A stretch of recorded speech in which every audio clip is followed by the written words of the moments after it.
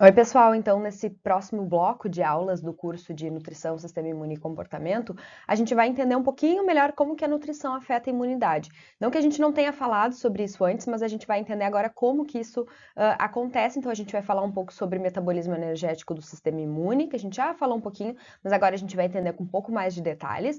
Vamos falar sobre flexibilidade metabólica e como isso é afetado em desnutrição e obesidade. E a gente vai falar também sobre alergias alimentares e doenças autoimunes para a gente entender como que esse tipo de doença, nesse tipo de doença a gente tem uma complexidade de interação muito grande entre o que a gente se alimenta, nossa alimentação, e a resposta do sistema imune. Então, agora retomando algumas das coisas que já foram comentadas nesse curso, as células do sistema imune têm preferências por substratos diferentes, mas elas também conseguem se adaptar àqueles substratos que não são da sua preferência, e isso pode ditar o curso de uma infecção, o quanto as células vão estar disponíveis para nos defender de algum patógeno ou qualquer coisa que seja.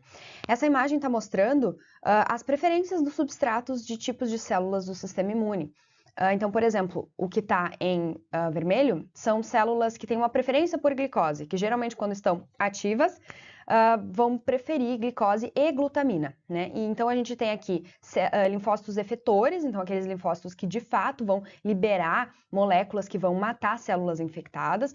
A gente tem células regulatórias que são mais pró-inflamatórias, a gente tem macrófagos que são mais pró-inflamatórios. É comum a gente ver essa terminologia M1 e M2 para falar de macrófagos que são mais pró-inflamatórios ou mais anti-inflamatórios. Hoje em dia não se usa mais tanto, mas ainda tem muita literatura com esse tipo de termo, então só para vocês saberem o que significa, M1 significa um fenótipo mais pró-inflamatório, então que sintetiza mais moléculas pró-inflamatórias, citocinas pró-inflamatórias, e M2 é um fenótipo mais anti-inflamatório, então vai sintetizar citocinas que são anti-inflamatórias e por aí vai. O motivo pelo qual não se usa mais tanto essa terminologia é porque células do sistema imune, células em geral, não podem ser caracterizadas como anti-inflamatórias ou pró-inflamatórias, porque tudo depende de contexto no corpo humano. Então, por isso esse termo tem caído um pouco em desuso, mas é bem comum de ver artigos e bons artigos ainda utilizando M1 e M2. Isso acontece para outros tipos de célula também, não só células do sistema imune, não só macrófagos. Mas enfim, aqui a gente vê que neutrófilos e outros granulócitos, outros tipos de células do sistema imune também utilizam mais glicose e glutamina como fonte de energia, e a gente tem outras células que utilizam outras fontes, né, como, por exemplo, lipídios, e a gente tem, por exemplo, células T de memória, células regulatórias que são mais anti-inflamatórias, macrófagos que são mais anti-inflamatórios. Então, a gente vai ter outros tipos de células que também têm uma preferência de um substrato, só que esse substrato vai ser mais lipídios, por exemplo, e geralmente as células vão ser mais células de memória, células que não requerem uma ativação tão extensa e tão rápida no momento, ou células que têm um fenótipo mais anti-inflamatório. E para a gente entender por que a nutrição é tão importante, a gente tem que lembrar uma coisa muito básica. As células do sistema imune, elas não têm reservas energéticas significativas. Então, às vezes, quando a gente fala de uma célula muscular, por exemplo, ela tem ali sua reserva de glicogênio, que vai ser utilizada quando o músculo precisar de glicose. A gente tem no fígado, os nossos hepatócitos também tem glicogênio, e aí isso vai ser utilizado como fonte de glicose no momento que o corpo necessitar. As células do sistema imune, elas não vão ter essas reservas. E essas reservas, como elas não existem, né, ou elas existem em uma quantidade muito baixa, muito pequena, fazem com que essas células dependam muito de energia externa. Então, energia externa é estoques corporais, então, nosso tecido adiposo, nossos sistemas que mantêm a nossa glicemia estável, que mantêm a produção de glicose, e a alimentação. E quando a gente fala de desnutrição, é muito intuitivo de entender o porquê que o sistema imune em alguns momentos falha. Então, desnutrição aqui, que a gente vai falar, é quando a gente tem reservas corporais baixas, então estoques de tecido adiposo baixo, estoques de massa magra, de tecido muscular baixos. Geralmente são casos mais extremos, casos de pessoas que estão de fato desnutridas, seja por ter uma doença de base ou por falta de disponibilidade de alimento, porque a gente sabe que mesmo em 2024, 2025, a fome ainda está muito presente em muitos países, né? Mas isso faz um pouco mais de sentido do porquê que afeta o sistema imune, porque se células do sistema imune requerem energia. E principalmente no momento que elas estão combatendo algum vírus, alguma bactéria, elas precisam de muita energia para multiplicação e a gente tem pouco estoque de tudo, praticamente. A gente tem pouco estoque de glicogênio, a gente tem pouco estoque de tecido adiposo, a gente tem pouco estoque de tecido muscular. Faz sentido de que as células do sistema imune não vão ter energia suficiente para todos esses processos. E é basicamente isso que acontece com alguns detalhes. E aí eu vou falar um pouquinho sobre esses detalhes com vocês e também sobre a falta de vitaminas e minerais, o que essa falta impacta no sistema imune. Então, se a gente for falar aqui sobre desnutrição e como desnutrição impacta a resposta do sistema imune, a gente tem esse gráfico que é bem simples e bem explicativo, que mostra que se a gente tem uma boa quantidade de nutrientes sendo ingeridas, a gente vai ter uma boa quantidade de estoques também dentro do nosso corpo, e isso vai estar relacionado com uma boa função do sistema imune e uma boa defesa contra patógenos. É importante de falar que isso é no contexto de desnutrição mesmo. Vocês vão ver que quanto maior os estoques que a gente tem, não necessariamente maior vai ser a capacidade do nosso sistema imune, porque depois a gente vai falar do oposto disso, que é a obesidade, de como a obesidade também influencia no sistema imune negativamente. Então, quando se fala, a gente tem bons estoques, boa função imune, não é porque quanto mais estoque tem, maior, né, ou melhor vai ser a função do sistema imune. É só porque nesse caso a gente está falando de pessoas que não têm esses bons estoques vão ter dificuldade na resposta imunológica, que é o que está mostrando aqui na direita. Então, se a gente tem pouco nutriente sendo ingerido, a gente tem poucos estoques, a nossa saúde do sistema imune, a função do sistema imune também vai ser pobre nesse sentido, e com isso a gente vai ter dificuldade na defesa do corpo contra patógenos, e isso aumenta o risco de mais infecções, de infecções mais severas, de doenças que permanecem por mais tempo e até de morte. Por mais que seja bem intuitivo de entender essas coisas que eu acabei de explicar, os mecanismos pelos quais essas pessoas que têm desnutrição vão ter maior susceptibilidade a infecções, eles são muito mais complexos do que eles parecem. E existe muito mais nessa história do que a gente imagina. Então, quando a gente fala, falta energia, a célula não multiplica e não me defende contra um vírus. Isso é uma coisa. Mas se a gente começar lá atrás, falando de intestino, a gente já vai entender por que essas pessoas têm maior susceptibilidade antes mesmo de ter qualquer infecção acontecendo dentro do corpo. Então aqui eu listei alguns motivos para maior susceptibilidade a infecções em pessoas com desnutrição, e o primeiro motivo que eu vou trazer é a microbiota. A gente não entende ainda 100% do que acontece, mas a gente sabe que a microbiota é extremamente importante para a nossa defesa de mucosa, e é o primeiro contato que muitas coisas que a gente vai colocar para dentro do nosso corpo vai ter com o nosso organismo. Então, quando a gente come alguma coisa, os primeiros contatos daquele alimento, daquelas bactérias que estavam fora do organismo e foram ingeridas, vai ser o nosso intestino. E a gente tem uma barreira intestinal que ela é permeável para algumas coisas, para a gente conseguir, por exemplo, absorver nutrientes, mas que ela é seletiva para outras, como, por exemplo, eu não vou deixar uma bactéria patogênica entrar na circulação junto lá.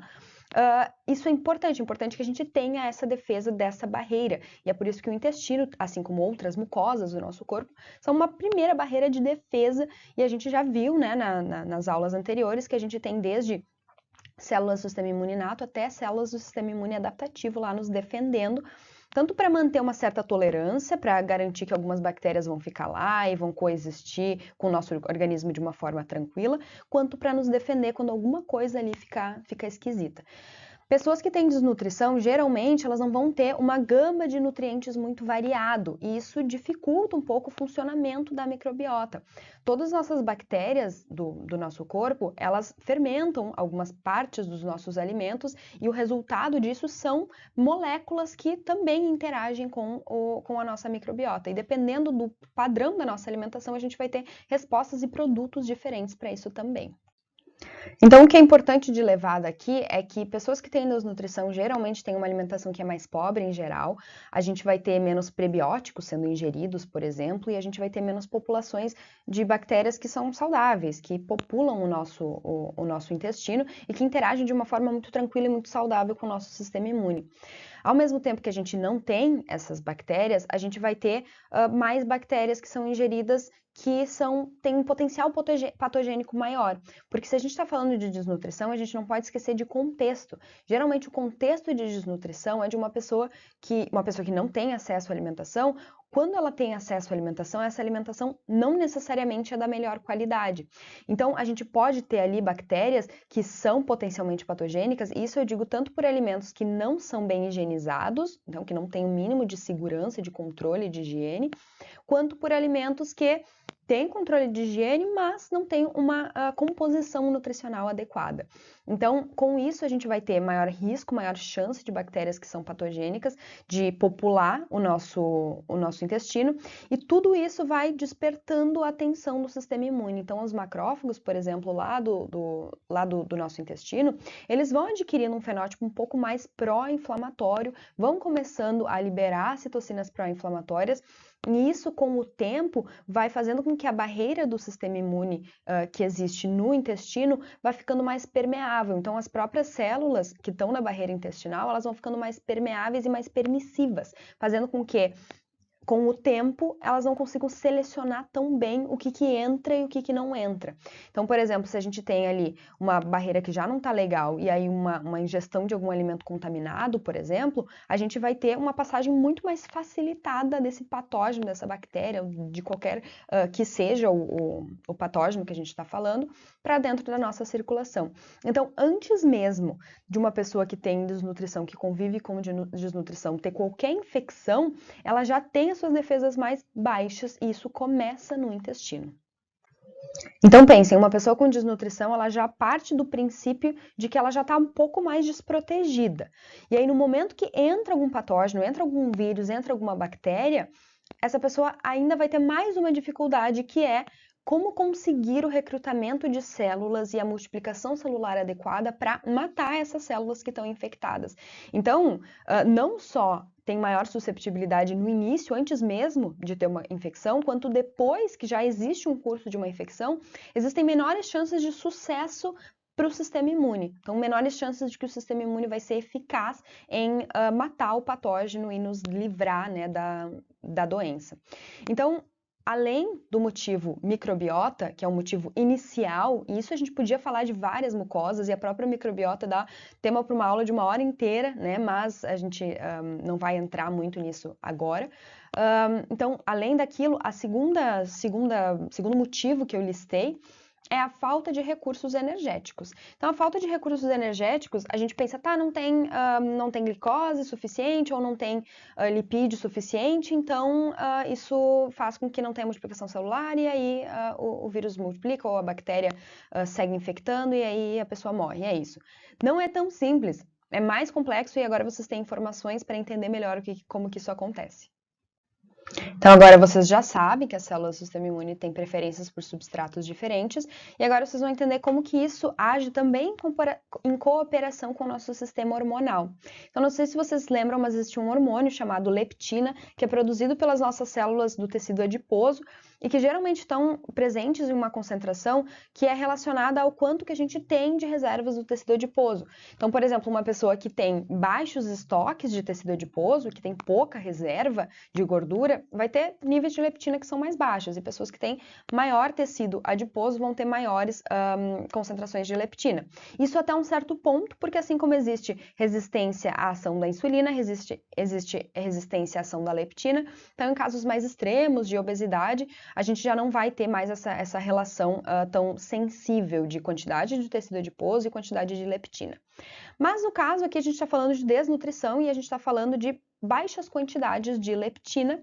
Então, se a gente tem baixas quantidades de leptina, uma outra coisa que acontece, como isso afeta o sistema imune, é que as nossas células do sistema imune têm transportadores de glicose, claro, isso é extremamente importante para que a glicose seja captada, e não ter leptina reduz, não ter uma circulação adequada de leptina reduz a expressão de GLUT1 nas células T, que é um transportador de glicose. Isso faz com que o metabolismo de glicose ele seja dificultado, né? Faz com que ele não exista com tanta facilidade. As células T não conseguem captar a glicose com tanta facilidade.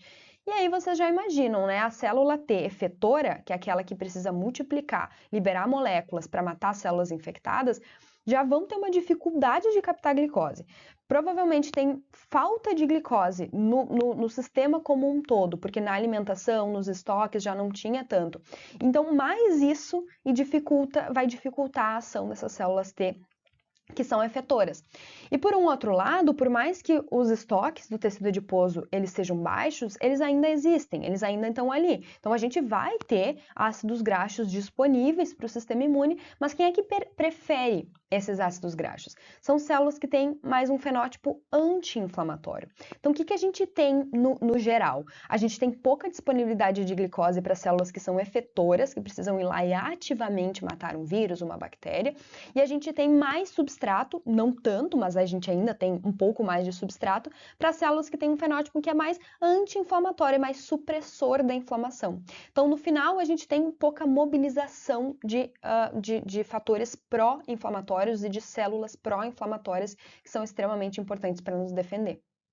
E o que isso vai causar? Imunodeficiência. Então, imunodeficiência é um aumento de susceptibilidade a infecções, porque a gente vai ter um patógeno e a gente não vai ter energia suficiente para chamar uma resposta imunológica, chamar uma resposta inflamatória, pró-inflamatória. E aí, lembrem que a resposta inflamatória é super importante para trazer mais células do sistema imune lá para o local da infecção, o local de origem, né, de toda essa resposta. E aí, com isso, a gente não consegue ter força suficiente, energia suficiente para reagir. Uma outra coisa que acontece, no caso de pessoas com desnutrição, é uma redução do risco de autoimunidade. Então, não sei se vocês lembram que a gente estava falando sobre autoimunidade, o que é uma doença autoimune, né? Basicamente é quando as nossas células do sistema imune atacam partes do nosso próprio corpo, né, que não deveriam ser atacadas. Isso causa resposta inflamatória e doenças autoimunes. E a gente estava falando dos motivos para isso acontecer, e um dos motivos que eu falei para vocês, no caso de células T autorreativas, eu falei que a gente precisa primeiro da célula T achar seu antígeno e um segundo sinal, né, que é a resposta inflamatória. Então, se a gente tem o primeiro sinal, que é a célula T encontrando um antígeno, e digamos que essa célula T encontra um antígeno do próprio corpo, a gente ainda precisa do segundo para ter uma resposta, e esse segundo sinal é a resposta inflamatória. Então, pessoas com desnutrição não vão ter força suficiente para causar uma resposta pró-inflamatória. Isso reduz sua chance de responder a insultos, a infecções, mas também reduz a chance de ter uma reação contra algo do próprio corpo, porque não tem esse segundo sinal que é a resposta inflamatória.